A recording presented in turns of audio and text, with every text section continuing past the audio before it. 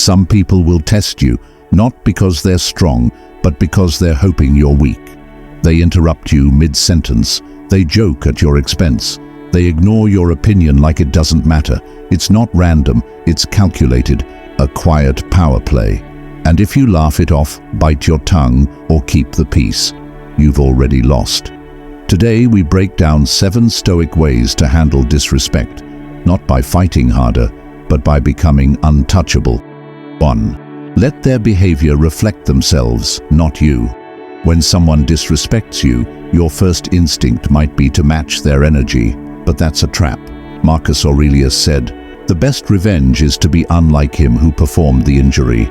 That's not passive, that's powerful. When someone raises their voice, belittles you, or mocks you, don't mirror it. Hold the line. Their disrespect exposes them, their insecurity, their lack of control, their need for dominance. Don't let it drag you out of your character. Silence, posture, and presence say more than an outburst ever could. They show you're not shaken, you're measured. They came looking for a reaction and didn't get it. Because once you understand that their disrespect is a mirror of their own chaos, not a measure of your worth, you stop being bait. You stop needing to explain yourself. You rise while they burn. Don't meet their fire with fire. Meet it with stone. 2. Never reward disrespect with access. You don't need to make a scene. Just close the door. When someone disrespects you consistently, cuts you off, talks over you, mocks your values, you don't owe them time, energy, or explanation. You owe yourself a boundary. Epictetus said, "A person's worth is measured by the things they're willing to walk away from." If someone keeps crossing the line, they don't respect you. They don't even see you. They see a prop, a placeholder, a tool for their ego. Here's the rule: access is earned, not owed. Start treating your time and attention like currency. If they don't pay in respect, they don't get change.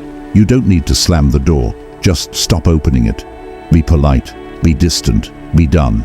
You're not punishing them, you're protecting your space. That's Stoic control, and it's lethal to manipulators. 3. Call out subtle disrespect without apology. Disrespect isn't always loud. Sometimes it's wrapped in sarcasm, a joke at your expense, a passive-aggressive jab in public, and if you let it slide, they'll test you again, louder. Stoics weren't soft-spoken monks. They were warriors of restraint, but never pushovers. Seneca wrote, "You must be both a lion and a fox." So next time someone slips in a jab, stop the moment, hold their eye, then calmly ask, "Was that meant to be funny?" Or, "What exactly did you mean by that?" You're not being dramatic. You're making them sit in their words. That's where the power flips. Suddenly, they're exposed. Their snide remark isn't a punchline anymore. It's awkward, insecure, pathetic. You didn't escalate. You didn't insult. You just made them own it. That's how Stoics fight. Not with volume, but with precision. Sharpen your tone, not your temper. 4. Don't fight for respect. Withdraw it. You can't force someone to respect you. And the more you chase it, through over-explaining, over-giving, or overreacting, the cheaper it becomes. True power is withholding what they expect. And nothing breaks an arrogant person faster than indifference.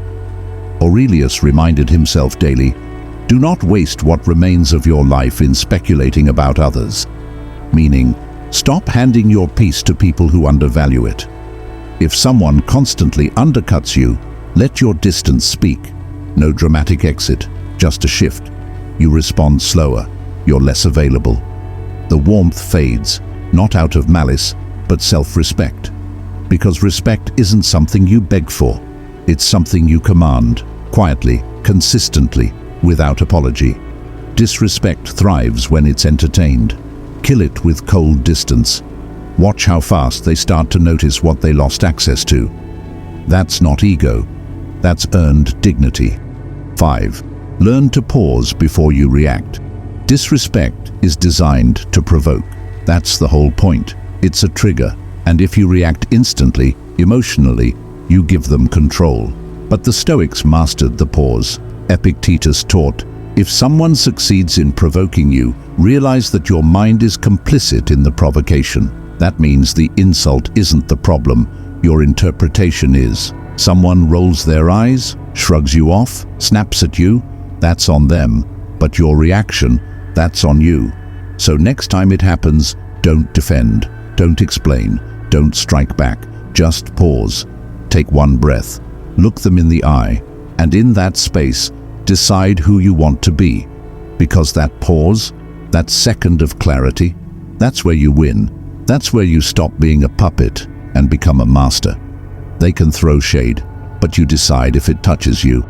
6. Make your standards known once. People don't always realize they're crossing a line until you draw it. But here's the trick. Draw it once, not 10 times, not every month. Once. Seneca said, "A man who suffers before it is necessary suffers more than necessary." The same applies to tolerating repeated slights. The first time someone talks down to you, dismisses your opinion, or invades your boundary, correct them, calmly, directly, with zero hesitation. Try this. I don't accept being spoken to like that. Then stop talking. You're not inviting debate, you're establishing law. And law is stated, not negotiated. If they adjust, good. If they don't repeat yourself. Your silence after the warning speaks louder than any argument, because real respect isn't built on repetition, it's built on clarity. Say it once, mean it, then watch who listens. 7. Build a life where disrespect has no leverage. Here's the most brutal truth. People disrespect you most when they know you need them. A boss who knows you won't quit. A partner who knows you'll stay. A friend who knows you hate being alone. But when you build a life of self-reliance, financially, emotionally, spiritually, disrespect dies from starvation. It has no leverage. Aurelius wrote his meditations while leading Rome through war, loss, and betrayal. Yet he never begged for validation. Why? Because his value came from within. So work, building sharpen.